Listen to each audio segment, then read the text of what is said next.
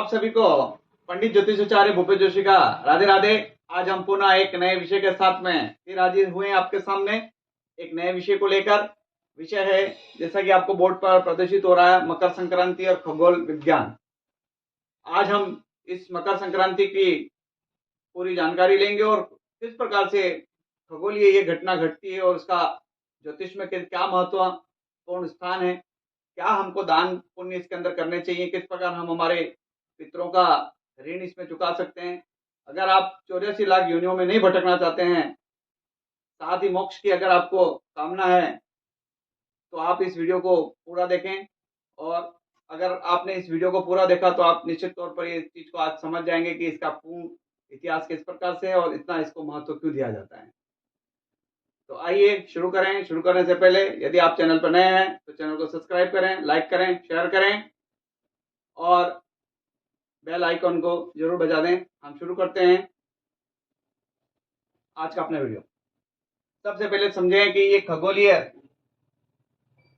घटना किस प्रकार से घटित होती है, ताकि इसका विज्ञान के साथ में क्या संपर्क है, उन चीजों को हम समझ सकें।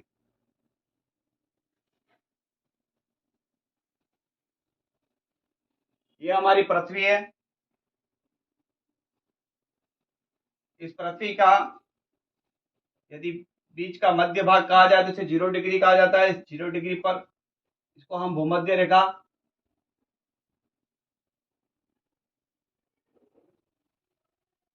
इस भूमध्य रेखा के उत्तर में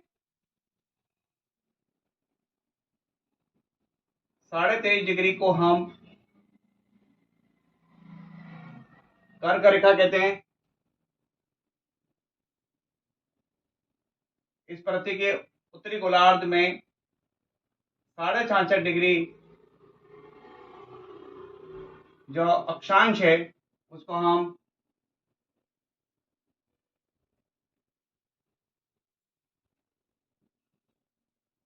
आर्कटिक वृत्त कहते हैं और ये 90 डिग्री को हम कहते हैं उत्तरी ध्रुव। इसी प्रकार से इस पृथ्वी के दक्षिणी गोलार्ध में 23.5 डिग्री पर स्थित रेखा को हम मकर रेखा कहते हैं।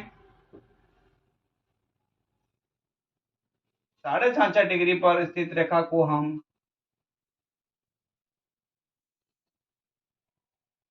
अटलांटिक रेखा कहते हैं और ये 90 डिग्री जो होता है यहाँ का, इसको हम दक्षिणी ध्रुव कहते हैं। इसका मतलब पृथ्वी 2 ध्रुवों में बटी हुई है। एक ध्रुव जो उत्तर में है उसको उत्तरी ध्रुव, एक ध्रुव जो दक्षिण में है उसे हम दक्षिणी ध्रुव कहते हैं। अब ये क्या खगोलीय घटना होती है, इस चीज को समझें कि आखिर हम क्यों मना रहे हैं, इसको क्यों नाम दिया गया है ये उत्तरायण। तो अब आप समझिएगा कि यह जो 23 डिग्री जो कर्क रेखा है, यहाँ 21 जून को सूर्य इस 21 जून को इस कर्क रेखा पर लंबवत चमकता है। जून के बाद अगस्त, सितंबर, 23 सितंबर को यही सूर्य वापस इस भूमध्य रेखा पर लंबवत चमकता है। सितंबर के बाद में दिसंबर और दिसंबर के बाद आता 22 दिसंबर। 22 दिसंबर पर सूर्य इस रेखा अर्थात इस मकर रेखा पर लंबवत चमकता है। 22 दिसंबर के बाद वापस सूर्य जो है भूमध्य रेखा की तरफ आता है और 22 मार्च को भूमध्य रेखा पर और वापस 21 जून को। इसका मतलब जो सूर्य है, जो सूर्य की किरणें हैं,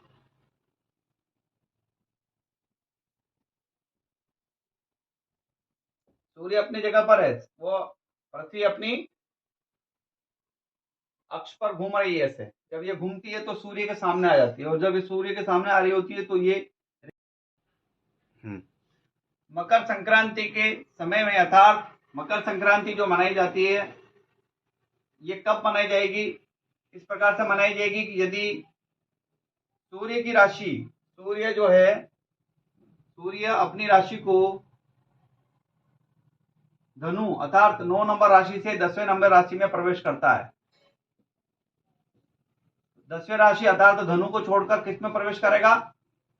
मकर राशि में। ये मकर, यही मकर है, अर्थात इस मकर राशि में, इस मकर राशि से प्रारंभ हो जाएगा, अर्थात धनु राशि को छोड़कर मकर राशि में प्रवेश कर रहा है। जिस तारीख को मकर राशि में प्रवेश करेगा उस तारीख को मकर संक्रांति बनाई जाती है। यह खगोलीय घटना याद रखिएगा सूर्य पर आधारित है।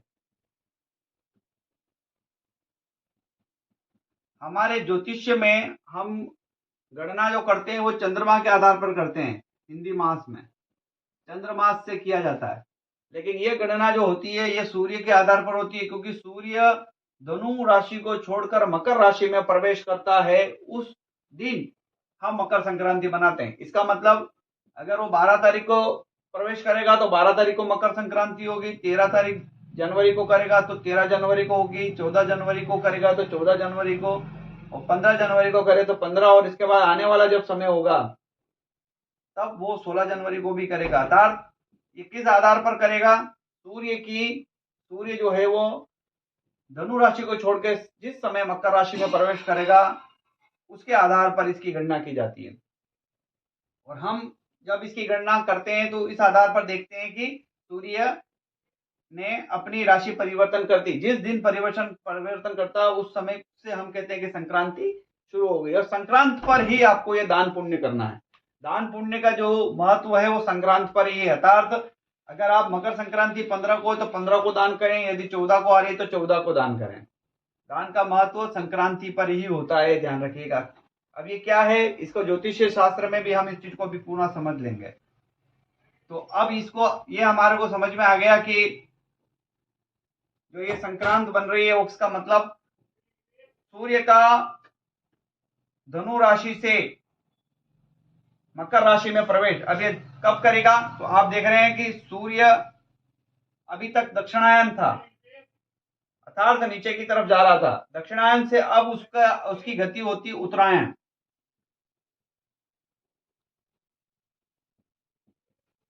जब उत्तरायण हो जाती है तो हम इस त्योहार को उत्तरायण कहते हैं। गुजरात में इसे उत्तरायण कहा जाता है, उत्तरायण भी इसको नाम दिया गया है। उत्तरायण अर्थात हम हमारे भाग को उतारते हैं। उत्तर प्रदेश में इसी घटना को खिचड़ी के नाम से जाना जाता है। उत्तर प्रदेश और बिहार में इसको खिचड़ी कहा जाता है और खिचड़ी दान होती है। आप तमिलनाडु में देखो तो इसे पोंगल कहते हैं, लेकिन अधिकांश भाग में इसे मकर संक्रांति के रूप में जाना जाता है। मकर संक्रांति पर हम बहुत से खेल खेलते हैं, उसका भी बहुत महत्वपूर्ण स्थान है। अभी आप उन चीजों को भी हम समझेंगे। तो अब आपने समझा कि हमारे पक्ष में देखें तो 2 पक्ष होते हैं, एक शुक्ल पक्ष और एक होता है कृष्ण पक्ष। शुक्ल पक्ष 15 दिन का और कृष्ण पक्ष 15 दिन का होते हैं। ऐसे कैसे ही उत्तरायण 6 मास का होता है और दक्षिणायन ये भी 6 मास का होता है। इसका मतलब 6 मास सूर्य जो है उत्तरायण होता है और 6 मास सूर्य दक्षिणायन होता है। तो 6 मास का जो ये घटना घटती है इसी को ही हमने नाम दिया है संक्रांत। ये संक्रांत हो रही है, अर्थात राशि का परिवर्तन हो रहा है। इस हिसाब से इसको हम यहां समझते हैं। अब ये जब पढ़ रहा है, ये ज्योग्राफिकल एक घटना घट रही है, तो इतना इसका इंपॉर्टेंट क्यों माना गया है? इसका इतना इंपॉर्टेंट इसलिए माना गया कि 14 तारीख को जब या 15 तारीख को जब या 16 तारीख को या 12 तारीख को 13 तारीख को जिस दिन संक्रांत पड़ रही है, सूर्य अपने दक्षिणायन को छोड़कर उत्तरायण की तरफ बढ़ने लग जाते हैं।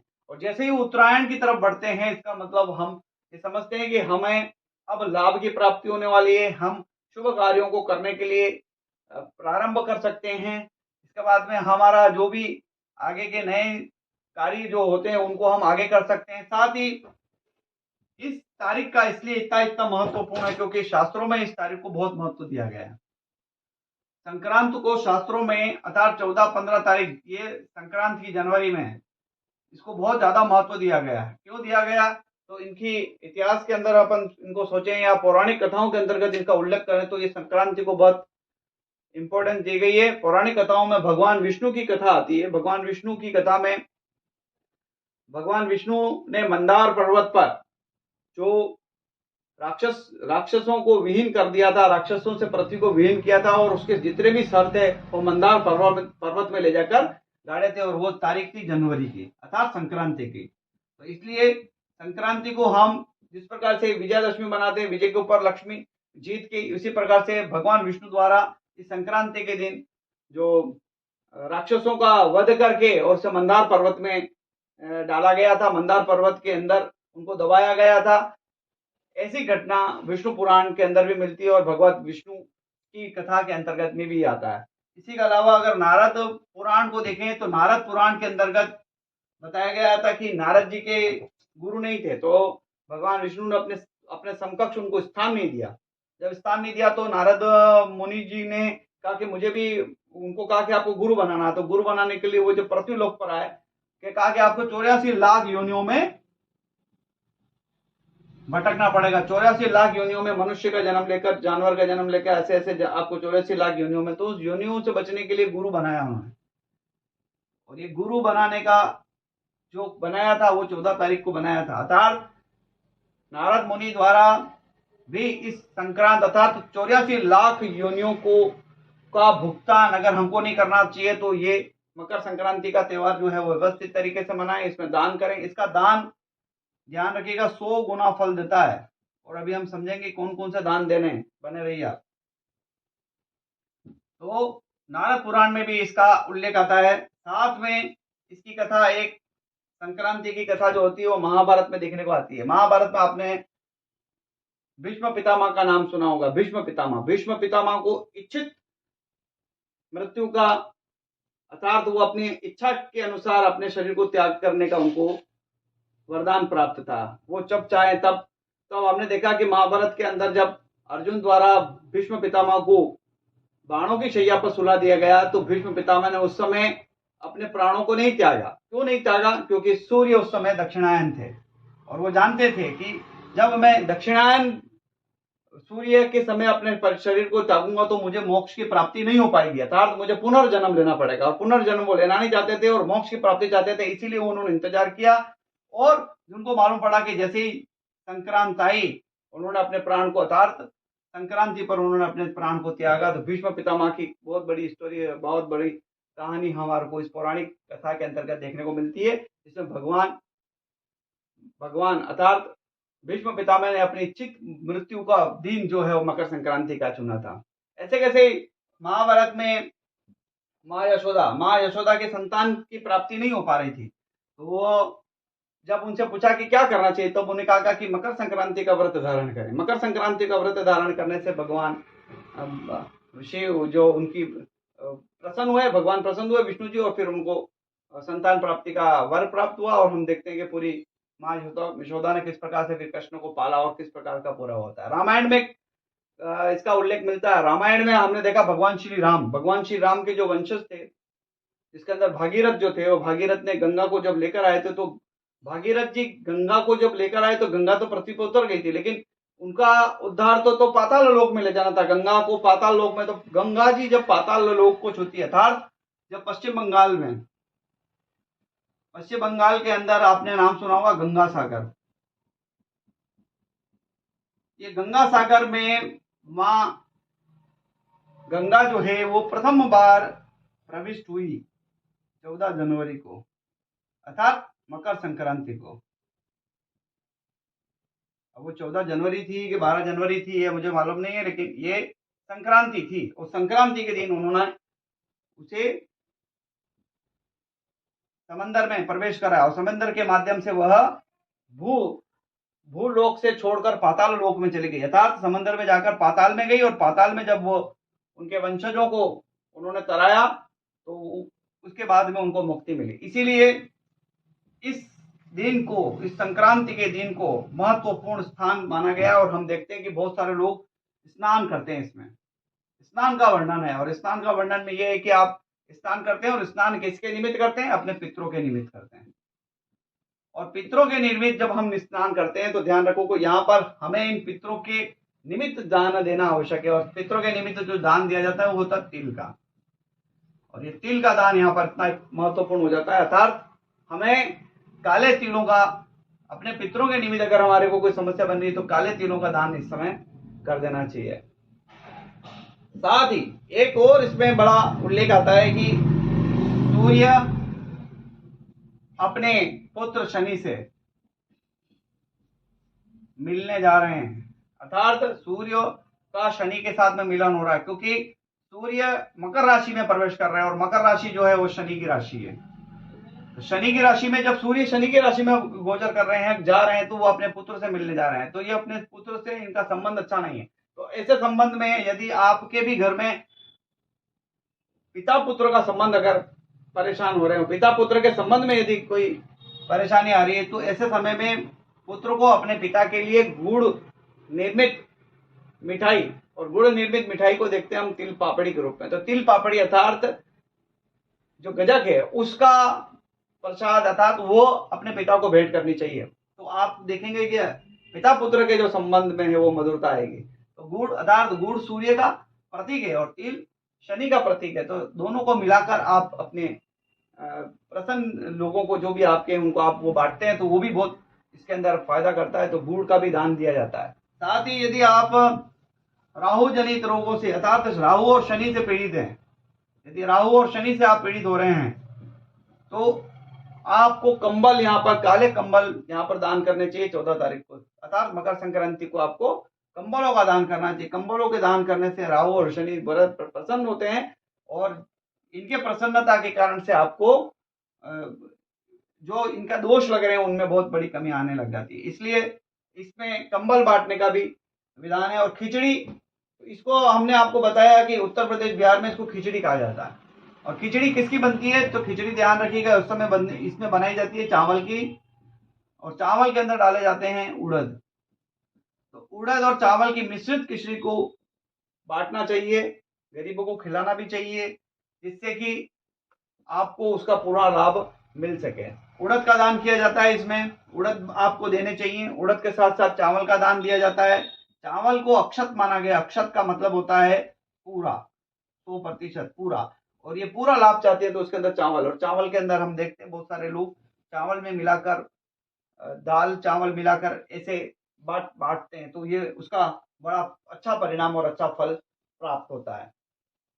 साथ ही गायों के लिए, क्योंकि हम पितरों को खुश कर रहे हैं, हम पितरों को निमित्त काम कर रहे हैं, तो तर्पण का काम भी करना चाहिए और गायों को हरा चारा भी दें। और गायों को हरा चारा के साथ यदि आप उन्हें हरे चने दें तो हरे चने का जो चारा होता है वो भी आप इसको दे सकते हैं। तो ये अगर आप दान अगर इसके अंदर देंगे तो इस दान का क्या महत्व है, इस दान का महत्व ये है कि यदि आपने जो भी दान दिया है, ध्यान रखिएगा, जो भी दान दिया गया उसका 100 गुना आपको लगेगा। अर्थात यहाँ दान इतना महत्वपूर्ण हो गया, इसी कारण से इसे महत्वपूर्ण त्योहार माना जाता है। और पूरे भारत में आप ये समझिए कि ये पूरा भारत, इस पूरे भारत में ये त्योहार मनाया जाता है। अलग अलग नामों से मनाया जाता है, लेकिन ये बहुत महत्वपूर्ण त्योहार माना गया है।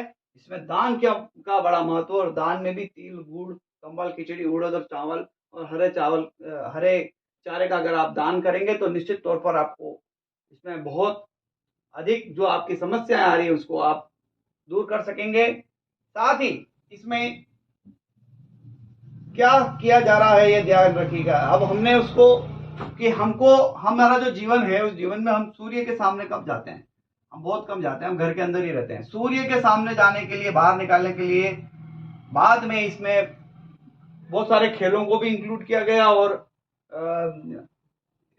बाहर कैसे निकाला जाए बच्चों को, तो बच्चों को बाहर निकालने के लिए, बड़ों को बाहर निकालने के लिए हमने देखा कि अब आपने देखा कि इसमें पतंगे उड़ाई जा रही है। अभी पतंग, अब ये पतंग उड़ाने का क्या तात्पर्य, पतंग क्यों उड़ाई जा रही है? पतंग इसलिए उड़ाई जा रही है कि हम खुश हो रहे हैं, लेकिन ये इसका पीछे भी बड़ा रीजन ये है कि आपको सूर्य के साथ में संपर्क करवाया जा रहा है, सूर्य से संपर्क में आपको लाया जा रहा है। पतंग उड़ाने के बहाने आप छत पर जाएंगे, जब छत पर जाएंगे तो सूर्य की किरणें आप पर पड़ेगी। जब सूर्य की किरणें आप पर पड़ेगी तो आप पूरे वर्ष जो है वो निरोगी रहेंगे। निरोग अर्थात आप रोग ग्रसित नहीं होंगे, आप निरोग हो जाएंगे। इसे निरोग को करने के लिए पतंग का, तो जहां पतंग नहीं उड़ाती वहां पर हमने देखा कि गुल्ली डंडा, तो गुल्ली डंडा भी घर में नहीं खेला जाता, बाहर खेला जाता है। ऐसे ही आपने देखा होगा सितोलिया खिलाया जाता है, तो सितोलिया भी बाहर खेला जाता है। अर्थात वो आपको घर से बाहर निकाल के सूर्य के पास लाना चाह रहे हैं। अब जो सूर्य के पास लेना चाह रहे हैं, तो इसका वैज्ञानिक कारण यह है कि सूर्य उस समय आप उत्तम फल की प्राप्ति करवा रहा है, और जब सूर्य की किरणें आपके शरीर पर पड़ेगी उस समय, तो आप रोग मुक्त हो जाएंगे। आपके अंदर कोई रोग है तो वो दूर होगा। साथ साथ में आपको सूर्य की किरणों के साथ स्पर्श कराने से आपको बहुत ज्यादा इसके अंतर्गत लाभ मिलेगा। और हमने इसके अंदर और भी देखा कि यहाँ चौपड़ वाचन किया जाता है। चौपड़ा वाचन का तात्पर्य का मतलब ये है कि उस समय भविष्यवाणी की जाती है, तो ये भविष्यवाणी करने का भी एक समय होता है। तो ये सारी चीजें अगर हम समझें, मकर संक्रांति का त्योहार जब आने वाला है, और जब भी आए उस तारीख को आप अगर मोक्ष की प्राप्ति चाहते हैं, पुनर्जन्म नहीं चाहते हैं, अपने पितरों के निर्मित कुछ काम करना चाहते हैं, अपने दान को 100 गुना बनाना चाहते हैं, तो ये छोटे से उपाय जो मैंने आपको बताए अगर आपको करेंगे तो आपका परिवार समृद्ध और खुश रहेगा। मुझे पूरी आशा आपको मेरे द्वारा बताया गया ये अगर चैनल अच्छा लग रहा है, ये चीजें आप बातें जो है वो अच्छी लग रही है, तो आप इसको लाइक शेयर और सब्सक्राइब करना ना भूलें। साथ ही दूसरे लोगों को भी बताएं। डिस्क्रिप्शन बॉक्स में मैंने इसकी पूरी लिंक दे रखी है, आप वहां से भी इसको देख सकते हैं। ज्यादा से ज्यादा शेयर करें। और साथ में एक चीज ध्यान में रखें कि यदि हम पतंग उड़ा रहे हैं तो इसके अंदर ऐसे धागों का प्रयोग नहीं करें जिससे पशु भी इसमें बहुत सारे कट जाते हैं, साथ ही मानव भी कट जाते हैं, साथ ही पक्षियों के लिए बड़ा संकट का समय हो जाता है। जब आसमान पूरा धागों से हो जाता है तो उनको उड़ने में बड़ी दिक्कत होती है। तो कोशिश यह करें कि ऐसे धागे का प्रयोग करें जिसमें फंसकर कोई पक्षी जो है घायल ना हो जाए। इतनी से आपसे मेरी विनती है, और आप जरूर इसको मानेंगे ऐसी मुझे पूरी आशा है। अच्छा लगा आपको ये चैनल तो सब्सक्राइब कर दें ना भूलें। आप सबको पुनः एक बार पंडित ज्योतिषाचार्य भूपेश जोशी का राधे राधे। ऐसे किसी अच्छे वीडियो के साथ में फिर हम आपके सामने उपस्थित होंगे। तब तक के लिए जय श्री कृष्ण।